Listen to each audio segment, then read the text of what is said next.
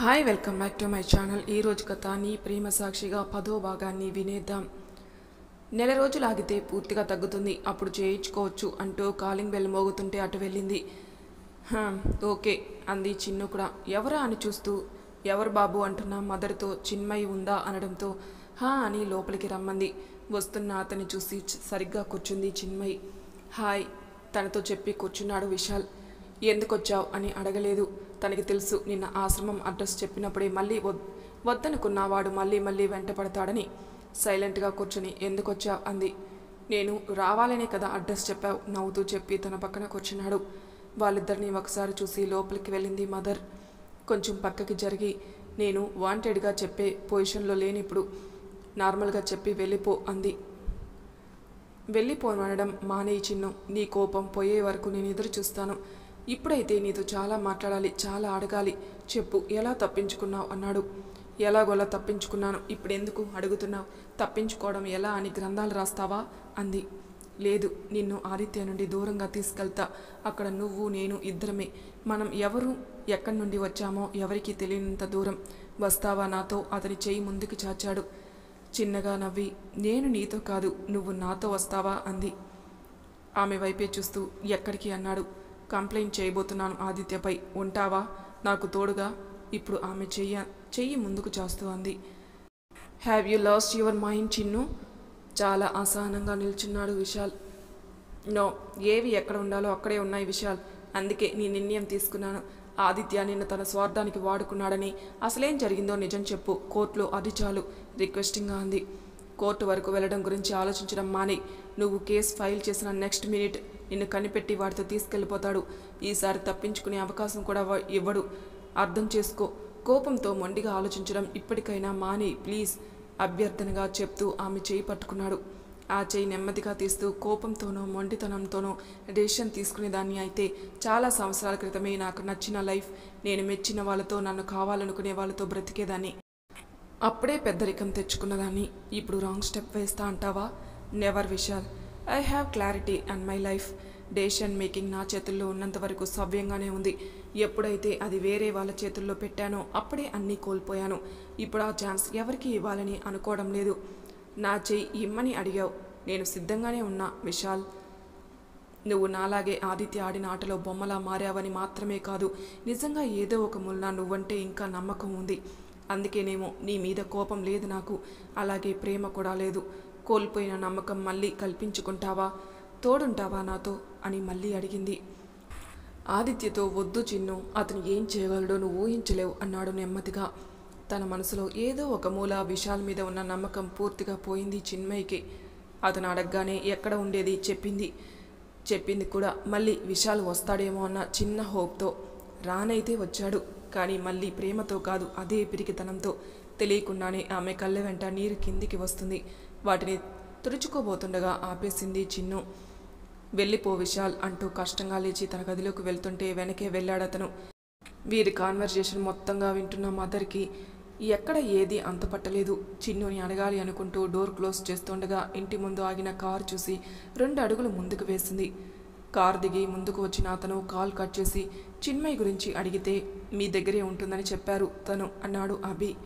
లోపలే ఉంది బాబు, మీరు అంటుండగా ఇవి చిన్మయికి ఇవ్వండి, నాకు అర్జెంట్ వర్క్ ఉంది, మళ్ళీ వస్తాను అని వెళ్ళిపోయాడు తను. లోనికి వచ్చిన మదర్ ఇద్దరు రూమ్లో ఉండడం చూసి ఆ కవర్ సోఫాలో పెట్టేసి ప్రిపేర్ చేసిన ఫుడ్ తీసుకుని పిల్లల కోసం వెళ్ళింది. లోనికి వెళ్ళిన చిన్నుని వెనుక నుండి హాక్ చేసుకున్నాడు తను. లీవ్ విశాల్ అంది తను విసుగ్గా. ఐ మిస్ యూరా. నా ప్రేమని ఎలా చెప్పాలో తెలియడం లేదు నీకు. నిజమే, పిరికివాణ్ణి నేను. బికాస్ నా దగ్గర ఆదిత్యాన్ని ఎదిరించే అంత కెపాసిటీ లేదు. నేను కాదు అని నీ కోసం ఆదిత్యకి వ్యతిరేకంగా వెళితే నా కుటుంబాన్ని నాకు లేకుండా చేస్తాడు, అర్థం చేసుకో. ఆమె వీపుపై అతని వెచ్చని ఊపిరి వదులుతూ చెప్పాడు. నిన్నే అన్నావు కదా విశాల్, నేను నీ భార్యని అనేసి. నీ భార్య నీ కుటుంబం కాదా? భారంగా వచ్చాయి ఆమె మాటలు. ఇప్పుడు కూడా అదే చెప్తున్నానమ్మా, వదిలే. జరిగిపోయింది ఒక పీడకల అనుకో. న్యాయం, శిక్ష ఇవన్నీ సినిమాల్లో చూడ్డానికి బాగుంటుంది, నిజ జీవితంలో మనలాంటి వాళ్ళకి న్యాయం జరగదు చెప్తూ ఆమెని ఇంకా గట్టిగా అతనిలో పొదువుకున్నాడు. ఆమె టమ్మీపై 2 చేతులు అంచుతూ గతం, అందులోని విషం రెండూ వద్దు నాకు. నువ్వు కావాలి చిన్ను, నీకు నేను కావాలి అనుకుంటే రేపు ఇదే టైంకి ఇక్కడికి వస్తాను. నాతో రావడానికి సిద్ధంగా ఉండు. ఎక్కడికైనా వెళ్ళిపోదాం, అక్కడే బ్రతుకుదాం ఇక అని చెప్పి ఆమె కౌగిలి వదిలి వెళ్ళిపోయాడు ఫాస్ట్గా. విశాల్ వెళ్ళిన చాలాసేపు ఆ గదిలో సన్నని మూలుగు వినిపిస్తూనే ఉంది. ఆమె మీద ఆమెకి వస్తున్న కోపం అసహనం కన్నీలుగా మార్చేసింది చిన్మయ్. బెంగళూరులో ఉదయం 8 గంటలు. ఇంకోసారి ఆలోచించు ఆదిత్య. వెళ్ళిపోయిన తన కోసం పరితపించడం మానే. నీకు వారసుడు కావాలంటే అందుకు చాలామంది అమ్మాయిలుంటారు, వాళ్ళ ద్వారా బిడ్డను కనొచ్చు అని హైదరాబాద్ వెళ్ళడానికి చాపరి ఎక్కనున్న కొడుకుని ఆపడానికి ప్రయత్నం చేస్తున్నారు తులసి గారు. వేరే అమ్మాయి ద్వారా వారసుని పొందాలంటే ఇంత పెద్ద స్కెచ్ ఎందుకు వేస్తాను? నాకు పిల్లలు కావాలి. ఆ పిల్లలకి తల్లి చిన్మయ్యే అవ్వాలి. ఇప్పటి వరకు అంతా పర్ఫెక్ట్గా జరిగింది. తన గురించి తెలిసినా కూడా అప్రమత్తంగా ఉండలేదు. అందుకు ఫలితం చూశాను కదా. ఇకపై జాగ్రత్తగా ఉంటాను. ఎలా తప్పించుకుందో అలాగే వెనక్కి వచ్చి నన్ను చంపే ఆదిత్య అంటూ మళ్ళీ నా కాళ్ళు పట్టుకుని బ్రతిమలాడేంత వరకు దానికి భూమిపైనే నరకం చూపిస్తాను అని ఆవేశంగా చెప్పి తన ఓన్ చాపర్ ఎగరడానికి సిద్ధమంటూ రివ్వున రెక్కలు విప్పి భరించలేని శబ్దం చేస్తుంటే జరిగే విధ్వంసం చూడలేమన్నట్టుగా వెనక్కి వెళ్లారు వైదేహి తులసి. ఆశ్రమం నుండి ఫాస్ట్గా వెళ్ళిన అభిషేక్ చైర్మన్ రూమ్లోకి వెళ్ళాడు. ఇంకా ఆఫీషియల్గా ఫార్మాలిటీస్ మిగిలి ఉండడంతో చైర్మన్ సీట్లో కాకుండా ఎదురుగా ఉన్న సోఫాలో కూర్చోగానే వచ్చారు. అక్కడ ఆర్గనైజర్ ఇంకా రిసెప్షన్ స్టాఫ్. సార్, మీరు చెప్పినట్టుగానే వాళ్ళు వచ్చారు. ఇందాక కాల్లో చెప్పిన విషయమే మళ్ళీ చెప్పారు. ఎందరు అని అడిగాడు అభి. సార్, 3, బయట ఒకరున్నారు, ఇంకా 2 లోనికి వచ్చారు చెప్పింది రిసెప్షనిస్ట్. చూస్తున్నాడు అభి.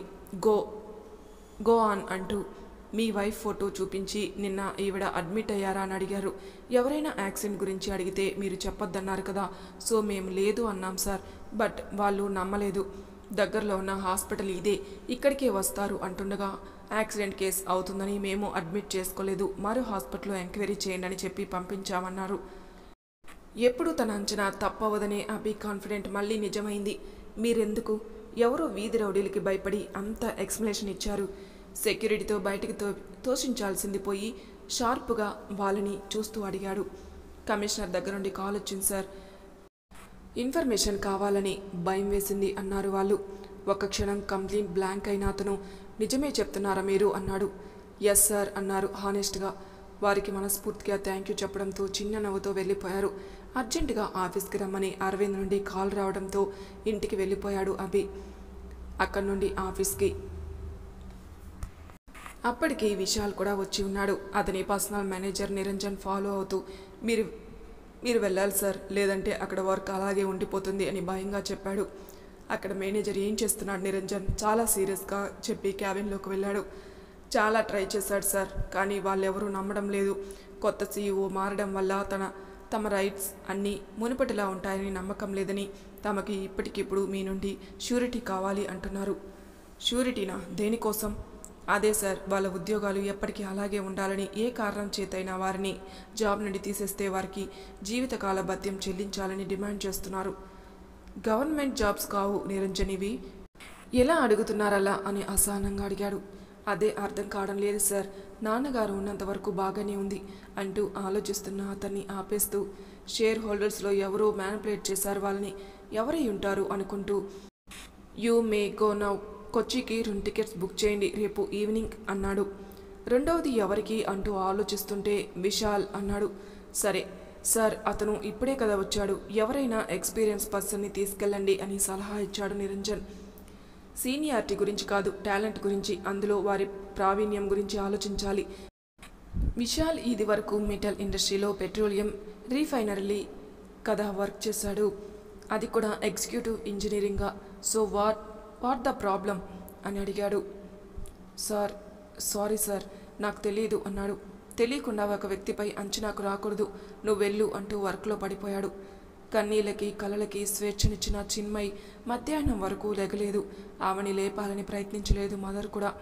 ఆఫ్టర్నూన్ వరకు క్లాసెస్ చెప్పి మధ్యాహ్నం భోజనానికి ఆశ్రమంలో వారు వండుతున్న భోజనానికి హెల్ప్ చేస్తున్నారు. మగతగా కళ్ళు తెరిచి చల్లని నీటిలో మొహాన్ని కొద్దిసేపు ఉంచేసి ఆశ్రమం వైపు వెళ్ళింది.